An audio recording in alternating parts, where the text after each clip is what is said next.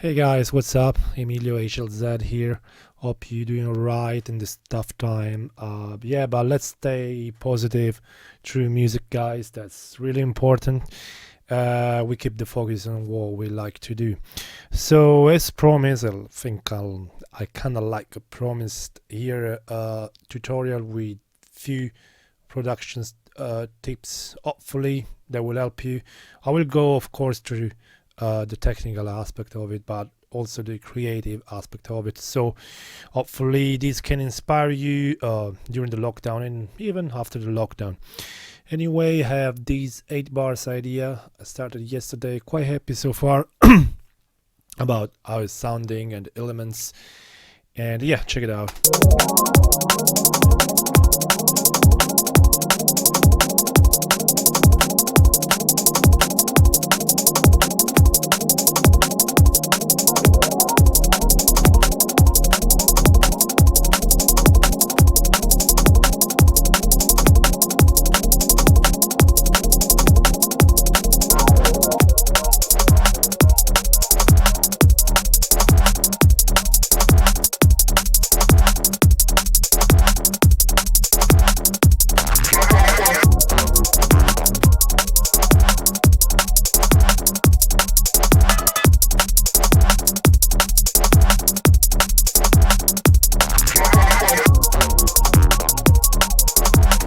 So nice, nice atmospheric roller. I like this kind of stuff, and yeah, so far quite happy about the elements, and I'm looking forward to develop these probably on the next days.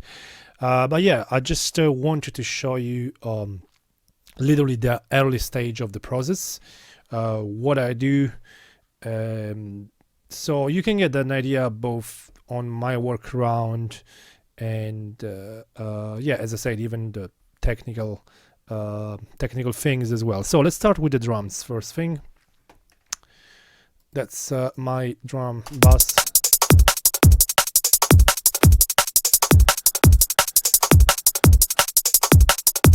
So as you can hear, it sounds quite nice, minimal drum but tight. I want to quickly show you something. Let me do this, okay?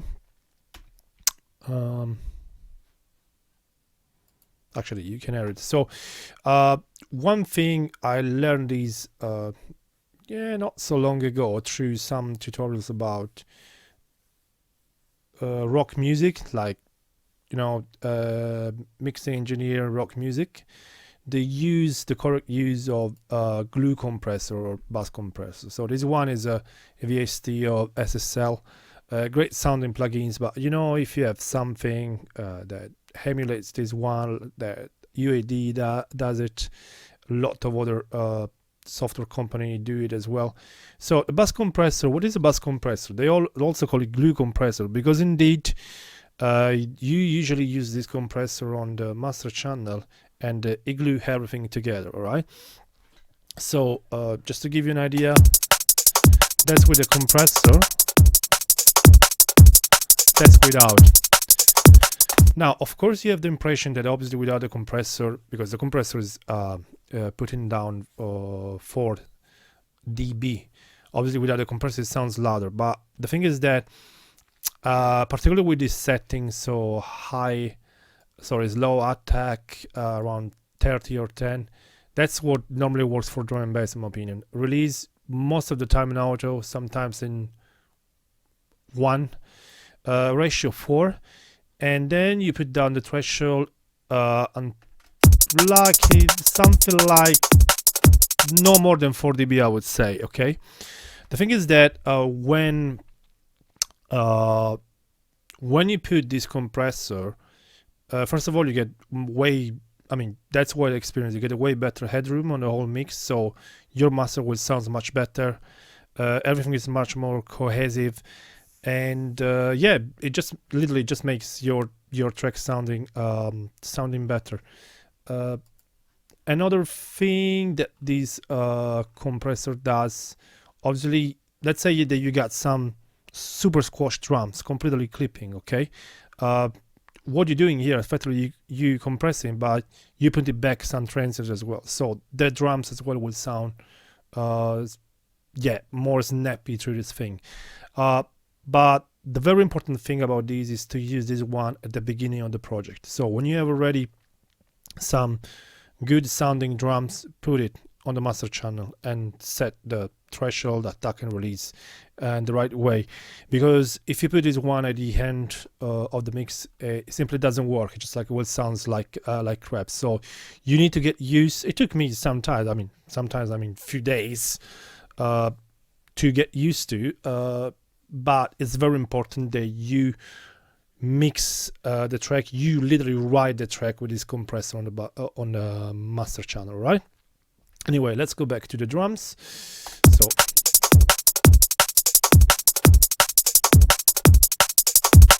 okay, and so regarding the drums, that's my drum bus. There's few effects going on, but mainly is a compressor, a bit of clipping, and saturation. I will go into the details of this one, but I'm just gonna use the snare as an example of what I usually do on the drums. That could be the same processing for the kick or other sounds, but it's something that is mainly, to be honest, mainly for kick and snare. One thing regarding kick and snare, I'm not the kind of person that has tried to use I don't know, a cue to find the key of the snare. I'm not the type of I need to have everything in key. I use my ear. If something sounds nice to my ear, just put it. Obviously, some people that want to go more in detail into these, looking for the right key of the type of drum. I'm not that kind of person. I'm not interested. Regarding addictive drums, I don't use them very much. I mainly use just for some ride of ads, which I quite like, and some snare sometimes. But my main thing, I look for samples, kick snare samples. It's very important that obviously you get something with already a certain weight, especially when it comes to the kick and the snare. So having something quite weighty will allow you to handle the material much better. Anyway, this snare is the perfect example. So this is the final result of the snare. That's without the effects, without the plugins. It's completely different that you can hear. It sounds more like a funky snare with a nice attack, by the way. And but overall, you know, a good dynamics. So, but I want this snare sounding more like a rim shot. So what I've done, I cut quite a lot, as you can see, with any cue. So I'm literally cut all the famous 250 hertz range. Yeah, I can do, you know, I can put this one back and have a more 250 snare, but that's not what is not what I'm looking for this particular snare. So next in place, transient shaper. So transient shaper, I'm gonna quick lesson for people that don't know what transients are. So yeah, that's one of my favorite plugins. It's really helpful, especially when you have to look at what is happening with the drum. It's called Oscillos Megascope. It's an oscilloscope, so you can see exactly, it's in real time. You can see it's good. You can resize. It's very, very useful for this type of stuff. So that's my snare. And yeah, the transient, give me 1 second. Yeah, so transient has nothing more than this peak that you see on the snare. So simply say the transient is the I would say possibly the dynamic range of the attack that you have on a sample. Is the loud, kind of like the loudest part, as you can see in a sample. With a transient shape or transient design, you can shape your sound. So you can have more attack, you can cut the sustained release. So yeah, you heard what it does. Anyway, my favorite one is this transient shaper here. That's by HLZ, kilohertz. Great plugins. They have a synth that I tried called Facepalm, which is absolutely amazing. But this plugin, transient shaper, is my plugin to go when it comes to transient. All right, so classic example. Let's go back. So I gave a lot of attack here. If I put it back, the attack is less. Anyway, this thing got already quite a decent attack naturally. Sustain. I open the sustain, you get a bit of tail.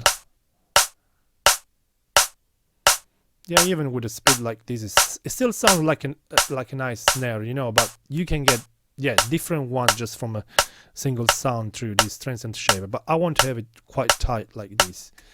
So and that's fine. Next in line we have. Next in line we have a clipper. So a clipper.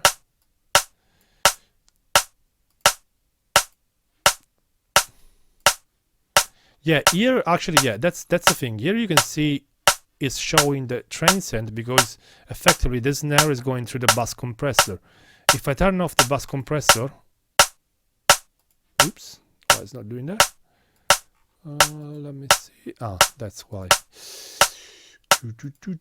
Sorry, actually I didn't notice the drum bus effects were still on. So.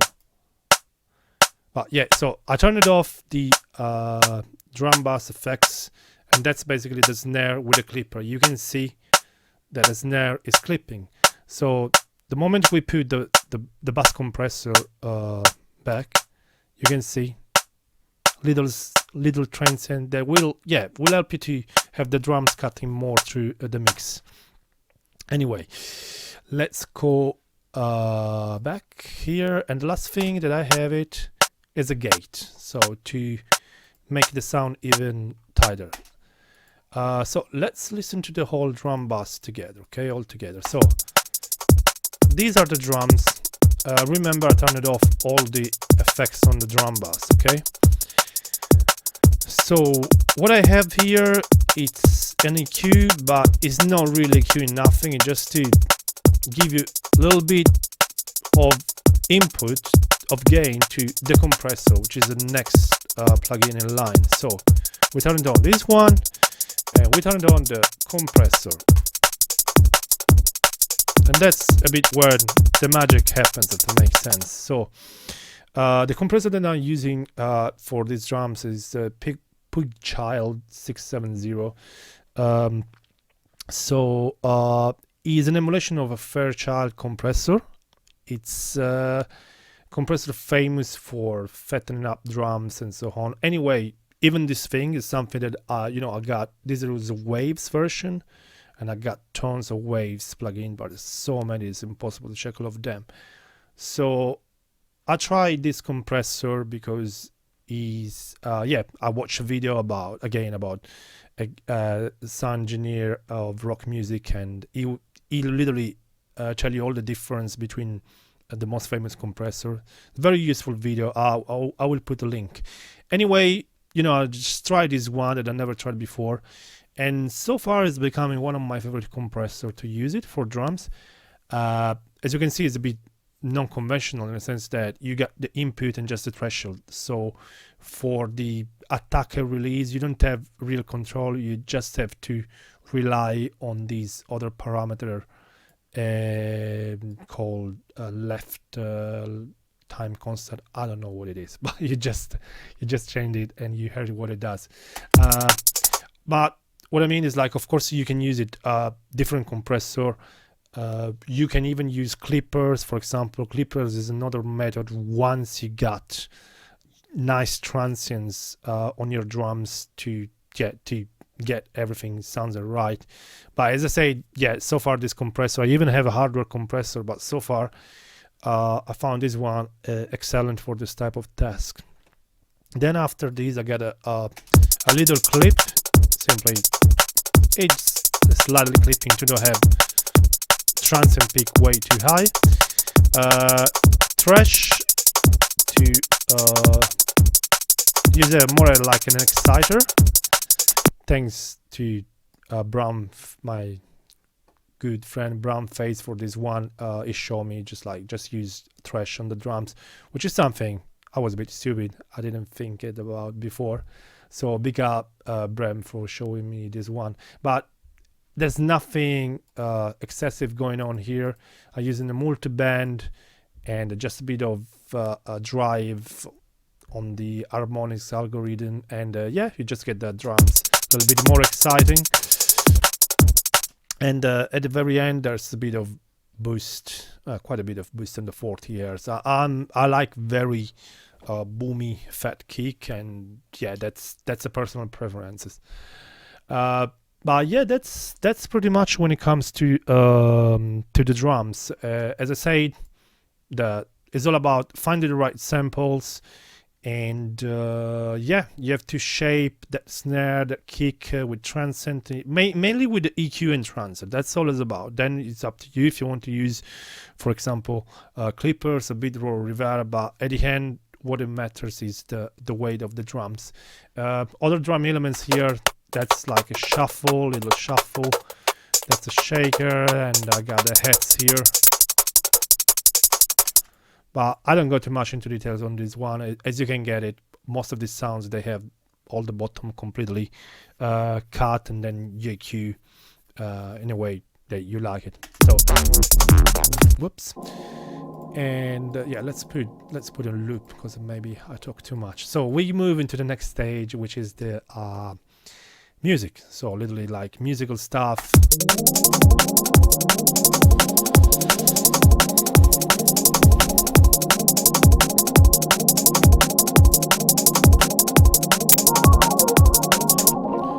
So this sound is kind of like arpeggios, a perfect example to show you yeah, usually my creative approach about things. So this sound is something that I created with this sampler, Tal sampler. It's a very simple sampler. I can use, and I use more complicated one, but for the job I'm looking for, it's good. You get a nice filter. You can get very nasty.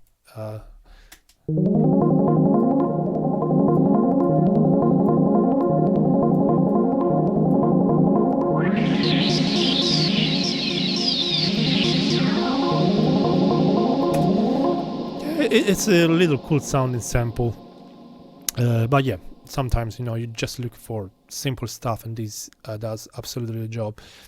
And I have a plugin here called midichords.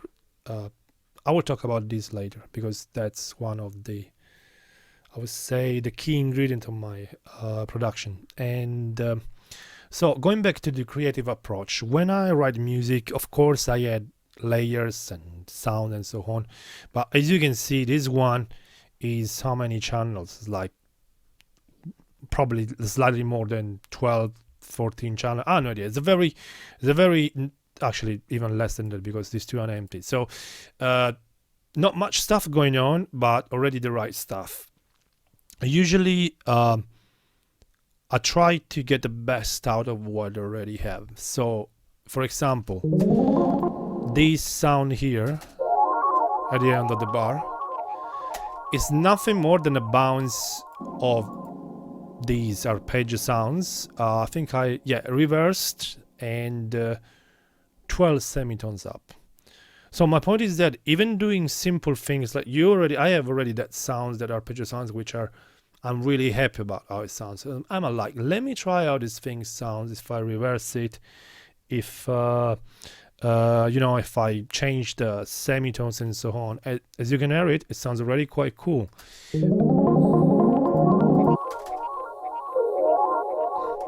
So here I got a delay, bionic delay. That's one of my favorite one. Another one, free plugins, very cool. Kind of like tape delay. The feedback on this thing, it gets crazy. Just let you listen.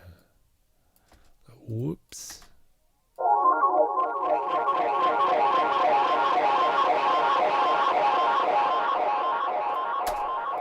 So very good for dubbed sound, but yeah, the feedback on this thing goes completely mental.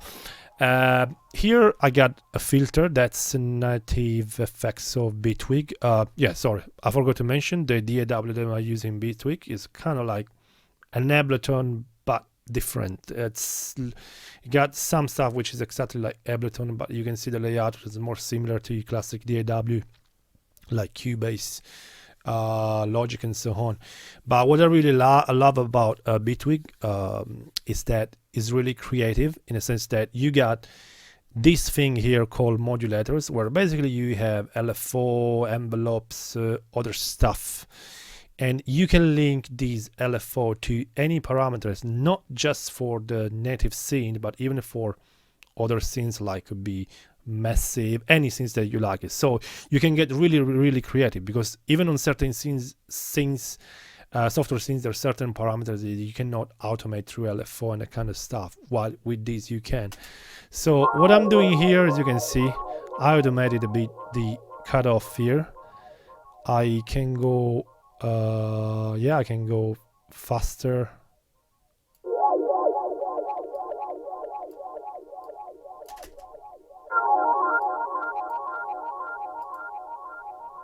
Let me try.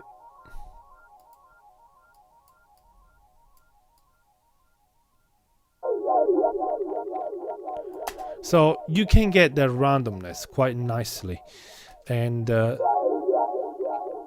yeah.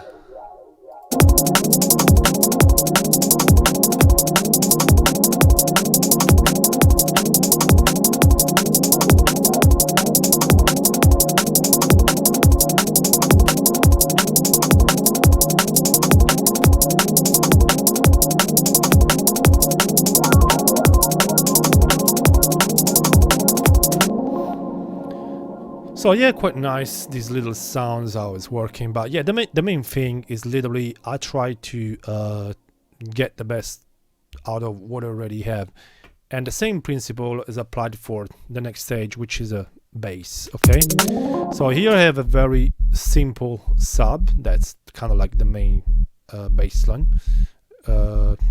Simple, that's just like do nothing exciting going on, but you know, with the rest of the stuff it sounds cool. Now the original sample, it sounds like this, so it's a much more dirty sample, and here I got some bass tabs.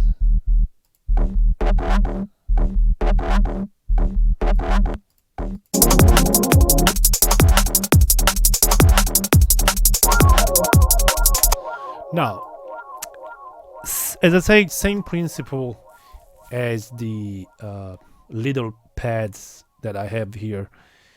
These bass squelch is nothing more than the sub bass that I have here, but in this case, is the gain. Yeah, I kind of like it's bounce, but I edited already manually, so you can see that's the gain control. I think on one of these I maybe I use different semitones. Let me check. No, actually no, it's on the same semitones as well. So, but you can see it sounds completely different, obviously, and I will explain you what is going on, which is basically my bass chain that I use in almost any of my productions. And here, same thing, I've made a more simple example. So 808, yeah, there's some clicks there, for the time being it's fine. 808, and the 808 with my bass chain, it sounds something like that.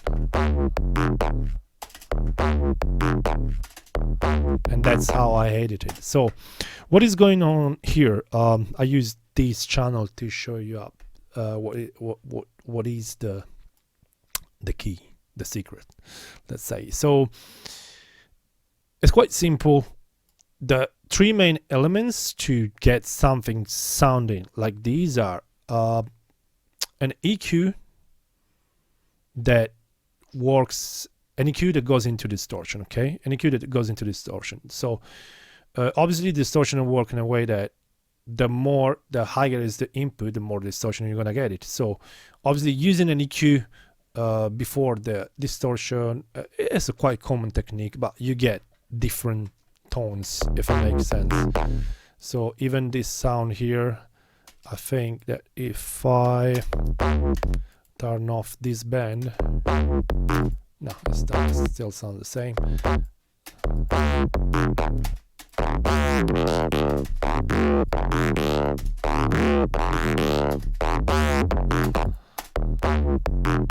So let's go. That's the master of the fab filter, and you can hear it. It's just like you change the gain of your EQ, sorry, the volume of your EQ, and you get yeah, different tones on the bass. If I go extreme,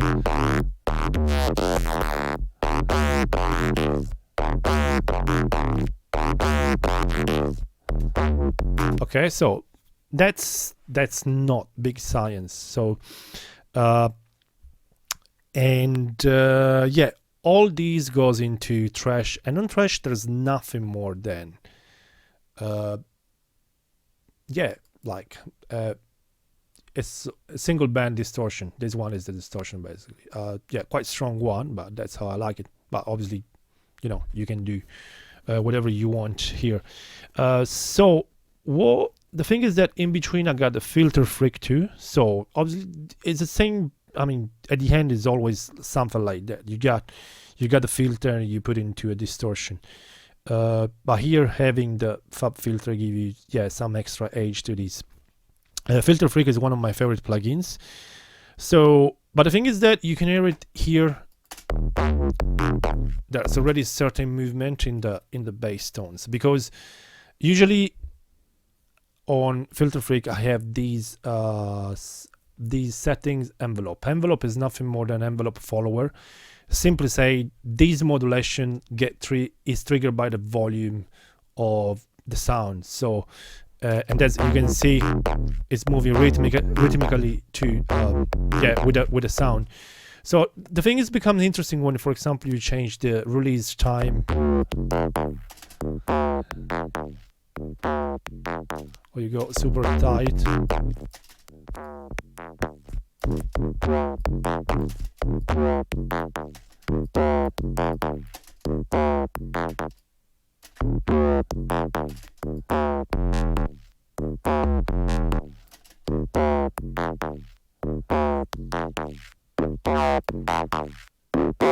Nice.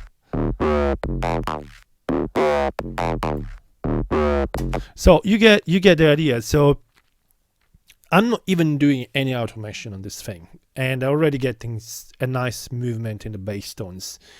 And yeah, here, and that can be done on any DAW. So here, for example,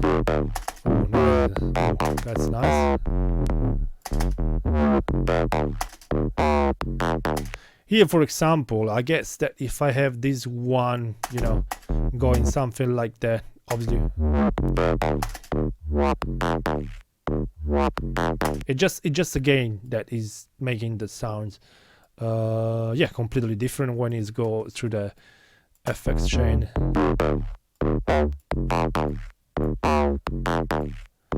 But yeah, it's something that I use really a lot in my tracks, even because this chain, it works quite well with many different sounds. It works great on bass, but for example, this one, no, that's just a normal conga, I think. Let me see.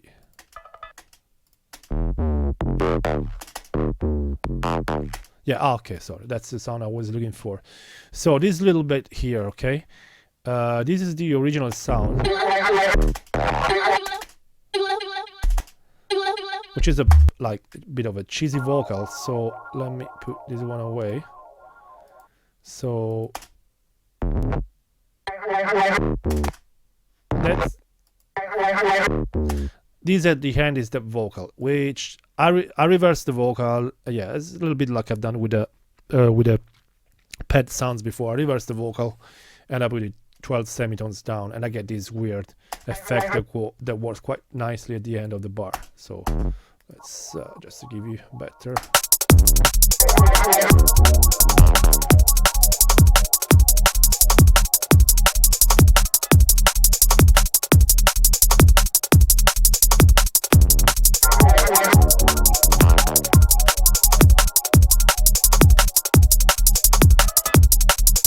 Yeah, little bongo there.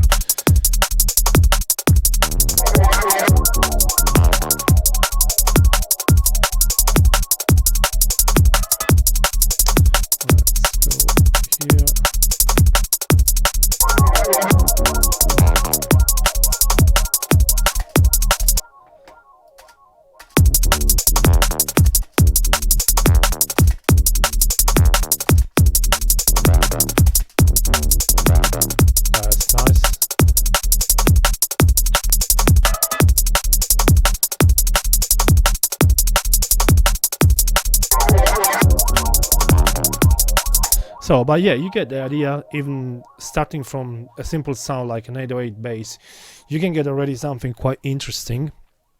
And yeah, as I said, once you got this kind of like FX chain going on, obviously you can get more creative. You can try to see how these things sounds with other samples. If you want to have it a bit more open, you can use a chorus. If you want to go a bit anthemic, you can use a reverb.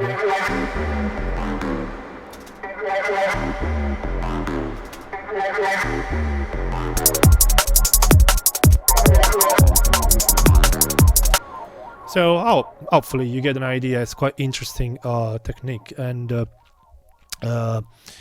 yeah, so that's kind of like a bit of secret of my production, this kind of like chain of effects.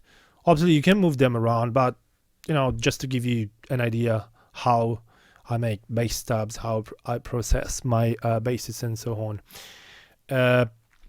Now we move into one of my favorite territories. So that was all for bass. It's kind of like the bass part is covered, but I'll come back, and because at the very end I'll show you how to make some simple sounds that might be helpful for people that start making music not so long ago. So here I have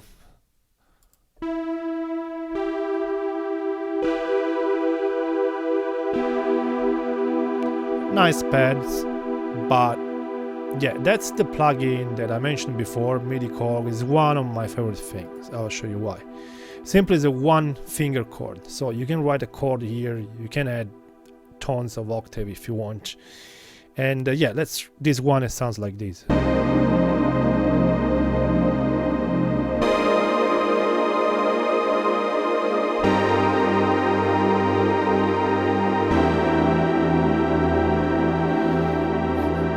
So if you're the kind of person that knows a bit about music theory but can play keyboard like me at all, yeah, that could be something useful and fun to use it.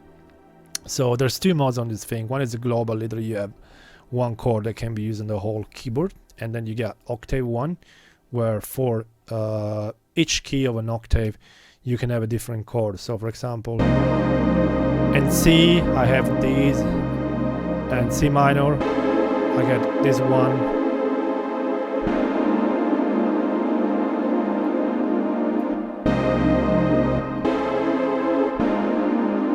So you get the idea. You can record your chord. You can write your chord manually. So for example, 1 2 C C. What is that? Yeah. Oops, sorry. 1 2. So that's a minor chord.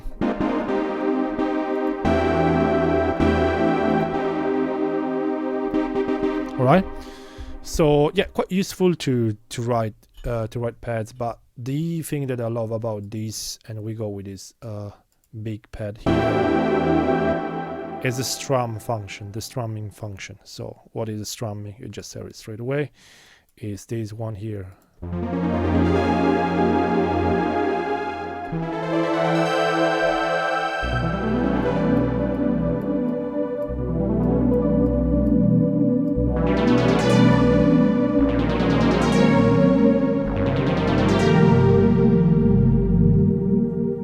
So it's like when you're playing a guitar, right? That's simply the strumming. So there's a bit of space between the notes. So here you can select the time, so you can go super fast or very slow. And that's the speed, which is kind of like the acceleration of the strum. So for example, if I go higher in speed, it should start slow and then go faster.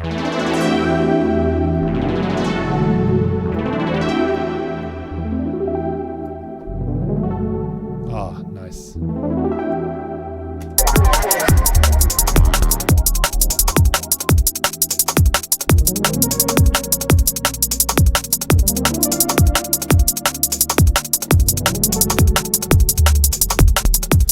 So something that is very, very inspiring. You know, if you struggle with the pads and the kind of stuff, this is really the plugin to go. And yeah, if you got Omnisphere, try to use this thing with Omnisphere, because yeah, you will fly in a parallel universe with this thing. But yeah, it's really, really cool. It's free. That's the most important thing. Probably I'm gonna upload the plugin, just a DLL. I'm not sure you have it. There is a version for Mac, but I think so. But anyway, yeah, as I say, that's one of the other creative tools that I have it. So yeah, so we covered drums, pad sounds, creative techniques like, you know, resampling, reverse, and bass sound design. Obviously there's many more things that I can explain about bass sound design, but this is the main principle. So it's all start from this kind of chain of EQ, filter, and distortion. Last thing that's more little bass design for people that, for example, just started to produce and want to understand how to make certain basses and so on, and even to help them to write the tune, because sometimes, you know, it's not easy to find nice basses through all the samples. So two very simple basses. One is going to be kind of like square D Linja kind of type of bass, and another more a Reese, a simple Reese. So that's our not so exciting sounds from Massive. We just select two sine wave, okay? Whoops. Okay, so we got two sine wave here, and yeah, simply, I think, let me see, this should be mono. Yeah, it's polyphonic. Okay, let's have it in mono.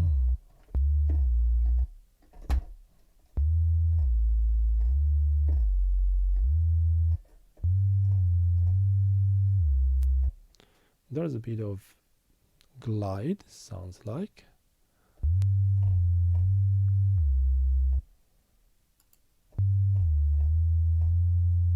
Anyway, I don't know why it's gliding. It's weird. Let me see.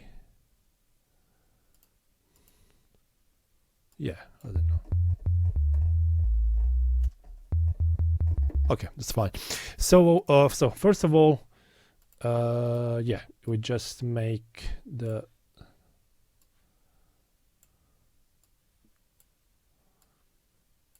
we just use an envelope on the pitch of the sound. So envelope 2.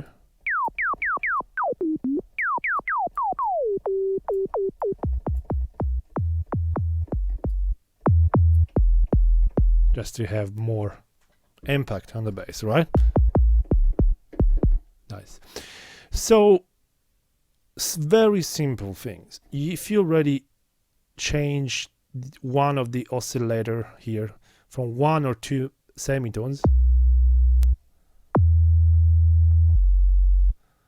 why the second oscillator is not playing?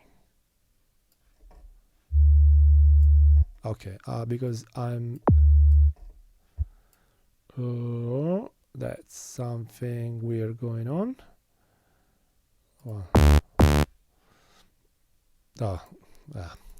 Sorry.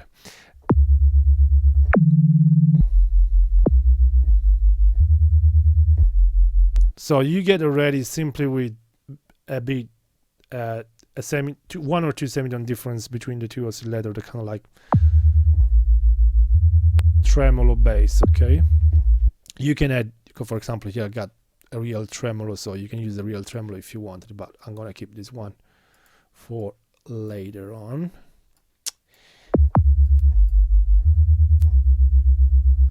So if we add a bit of distortion, let's go extreme.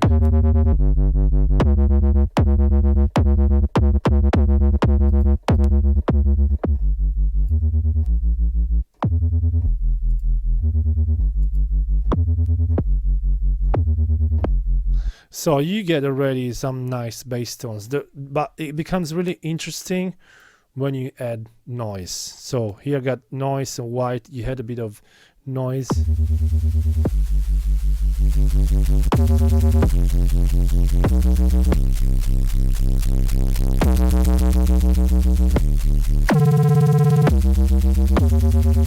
Let's go one semitone. It should be slower if I put it one semitone.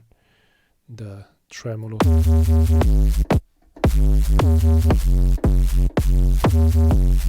Obviously on this thing you can decide if you want to use a filter eventually. Let's try with a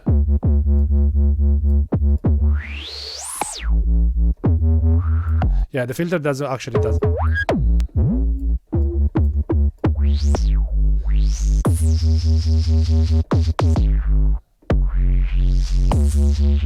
Yeah, no, the filter does the job, but usually it's a low pass filter because at the end the harmonic content of this sound is a sine wave. But you know, simple thing like that, you can get already quite a nice sounding aggressive bass.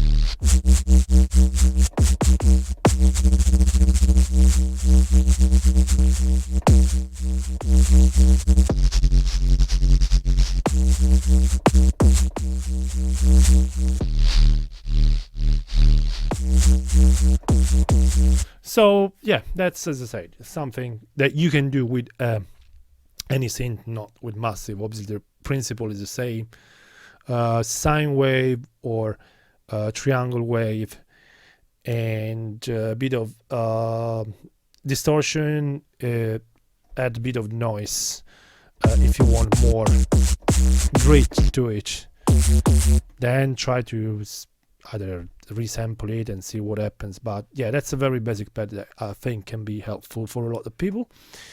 And the second one, let's go new sound. Okay. So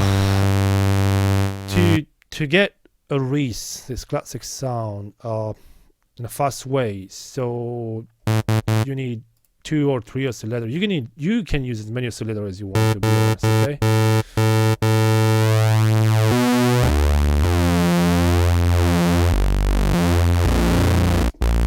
Now, if you have a synth that has unison, like Massive does, is better. It makes it sound even bigger.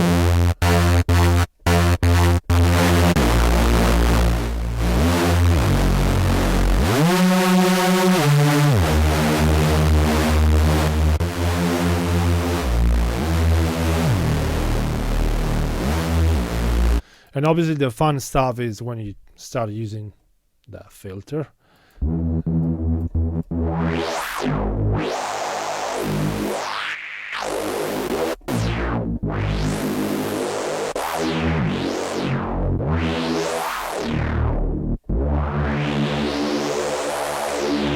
Yeah, and here where Bitwig comes absolutely crazy, because yeah, I can use as many LFO as I want.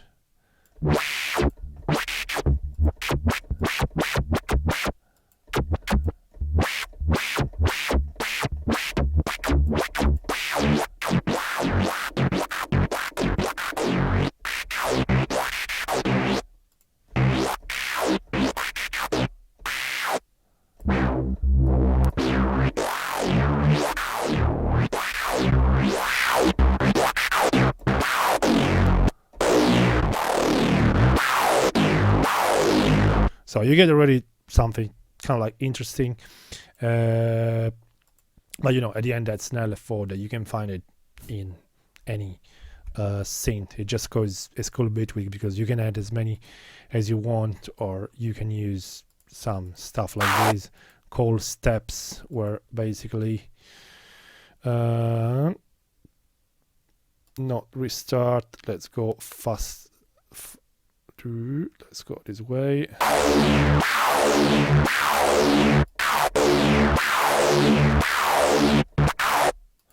Yeah, let's use this with the filter cut off as well. Whoops.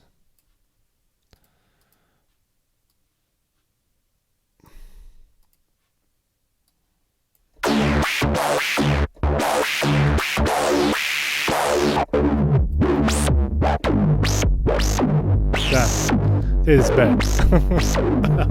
Okay, so that's I'm gonna save this one. But yeah, so let's go back to the classic resounds. Then once you got a decent resounding, you go into the distortion.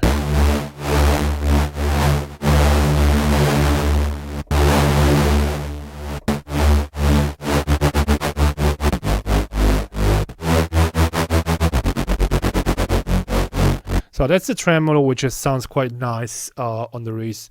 I have to thank the collective guys because I completely forgot about using tremolo on res sounds and any sounds. And yeah, a few months ago we had a studio session with them. I'm like, shit, I forgot about this. So it's quite cool effects to use on this type of sounds. And if you want to get more anthemic.